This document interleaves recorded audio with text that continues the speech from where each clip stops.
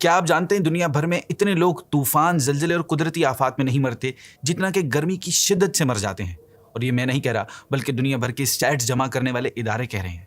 और वैसे भी इस बार की गर्मी से आपको तो याद आ गया होगा जून 2015 का रमज़ान का महीना और सिंध भर में गर्मी की शदीद लहर। सिर्फ कराची में 1140 लोग मौत का शिकार हो गए थे। इस बार हमें इस गर्मी का अंदाज़ा इंटीरियर सिंध के सफ़र में हुआ कि जहाँ गर्मी की शिद्दत का ये आलम था कि गाड़ी में मौजूद हीट इंडिकेटर यानी हीट की लाइट भी ऑन हो गई थी।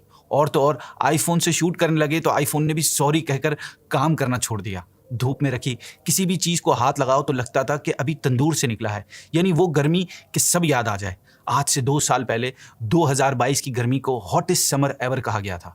ईस्ट एशिया में इतनी खतरनाक गर्मी पड़ी थी कि 122 साल का रिकॉर्ड टूट गया था। लेकिन फिर आई 2023 की गर्मियाँ। 2023 की गर्मियों का मौसम इस कदर आग बरसा रहा था कि साइंटिस्ट ने कहा कि पिछले 2000 सालों का ये हॉटेस्ट समर था ज़मीन के नॉर्दर्न हेमिस्फीयर में। लेकिन फिर आते हैं हम साल 2024 पर।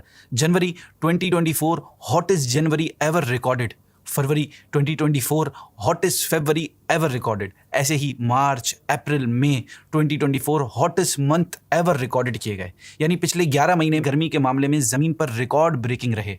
आज जो तपती गर्मी हम बर्दाश्त कर रहे हैं ये नॉर्मल नहीं है और हम अकेले भी नहीं हैं। पिछले साल पूरे ही साउथ ईस्ट एशिया में ऐसी रिकॉर्ड ब्रेकिंग हीट वेव्स देखी गई हैं। स्पेशली सिंगापुर, इंडोनेशिया, हर जगह ऐसी अनबेरेबल टेम्परेचर्स देखे गए हैं। फिलिपाइन में हीट इंडेक्स 53 डिग्री सेल्सियस तक क्रॉस कर गया। पाकिस्तान के सूबा सिंध के शहर दादू और मोंजोदड़ो में दर्जा हरारत 50 डिग्री, नवाबशाह और सक्खर में टेम्परेचर 49 और मिट्टी में 46 रहा। सूबा बलूचिस्तान के शहर सिब्बी और तुर्बत में दर्जा हरारत 48 डिग्री और सूबा पंजाब के शहर बावलपुर में 47 का टेम्परेचर रिकॉर्ड किया गया। पाकिस्तान में 2015 के मौसम गर्मा में टेम्परेचर 49 दर्जे तक पहुंच गया था और हज़ारों अफराद डिहाइड्रेशन और लू लगने की वजह से हलाक हो गए थे। ये आग बरसाता सूरज और ये गर्मी, इन सब के पीछे एक सीधी सी वजह है ग्लोबल वार्मिंग, यानी ज़मीन का तेज़ी से बढ़ता हुआ दर्जा हरारत और क्लाइमेट चेंज यानी मौसमियाती तब्दीली। लेकिन क्या सिर्फ यही वजह है? नहीं, इसकी 2 वजूहात हैं जिनकी वजह से ये सब हो रहा है। और लोकल लेवल पर क्या सलूशन है इसका? क्या कर सकते हैं हम इस गर्मी से बचने के लिए? पहले तो हमें ये समझना होगा कि इस तरीके के एक्सट्रीम वेदर इवेंट्स सिर्फ साउथ ईस्ट एशिया में ही नहीं बल्कि ज़मीन के कोने कोने में देखने को मिल रहे हैं। इसी साल साउथ अमेरिका में इतने खतरनाक फ्लड्स आए कि 1.5 लाख से ज़्यादा लोग डिस्प्लेस हो गए।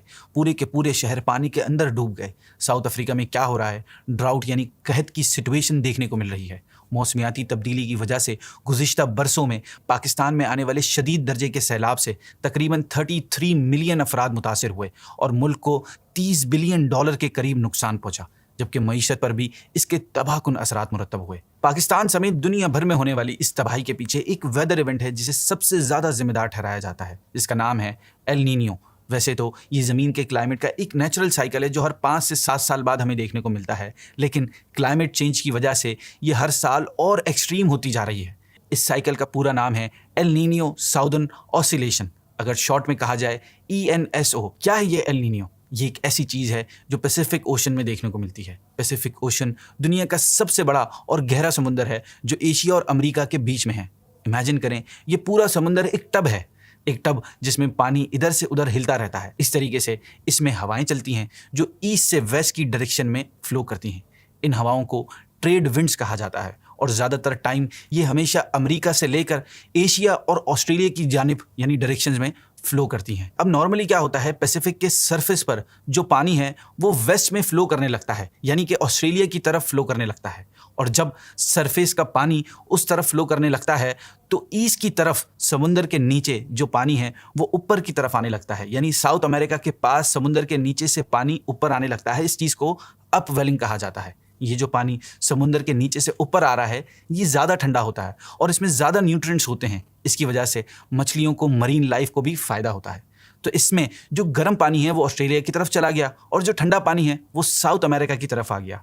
अब जब पानी गर्म होता है तो इवेपोरेट ज़्यादा आसानी से हो जाता है और इस इवेपोरेशन की वजह से बादलों की फॉर्मेशन होती है और ऑस्ट्रेलिया के पास ज़्यादा बारिश होती है।